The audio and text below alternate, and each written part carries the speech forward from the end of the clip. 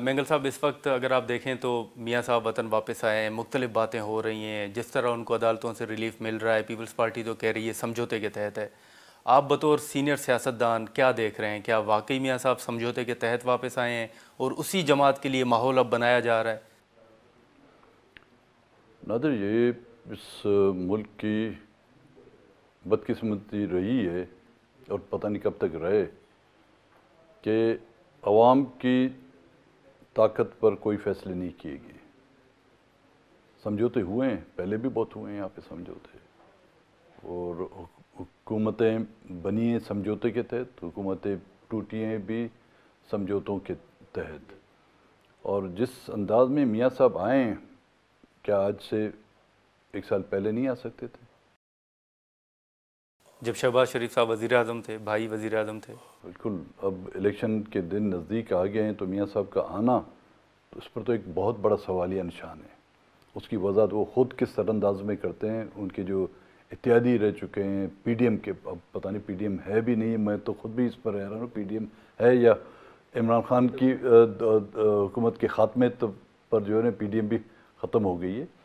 لیکن کچھ شکوک شبہات جو اس ایسے حالات میں جنم لیتے ہیں، ان کی وضاحت کرنا اس پارٹی کی ذمہ داری بنتی ہے کہ اپنے جو سابقہ مرومین اتحادی ہیں ان کو کم سے کم اعتماد میں لیتی، ان کے حکومت میں شامل جو جماعتیں تھیں، چاہے وہ پی ڈی ایم کا حصہ تھیں بھی یا نہیں تھیں، ان کو اعتماد میں لیتی۔ جو کچھ فیصلے بند کمروں میں کیے جاتے ہیں یا ڈھکے چھپے انداز میں کیے جاتے ہیں، پھر اس سے جو شکوک جنم لیتے۔ جو ٹارگٹ تھا ان پولیٹیکل پارٹیوں کا کہ اس 16 مہینے میں ہم عوام کی ہمدردیاں حاصل کرنے میں کامیاب ہو جائیں گے، اس میں ہم سب ناکام ہو گئے ہیں۔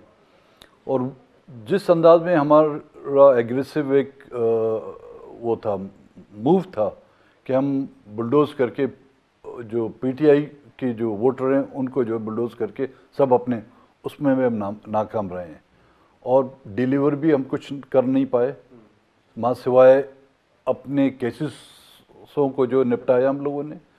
نیب کی قوانین میں ترمیم لائے، الیکشن ریفارم کے نام پر وہ ریفارم جو لائے جو ہمیں سوٹ کرتے ہیں وہ ہم لے آئے، اور اس کے بدلے میں جو نفرت پیدا کی گئی تھی پی ٹی آئی کے خلاف، وہ الٹی ہمارے کھاتے میں چلی آئی۔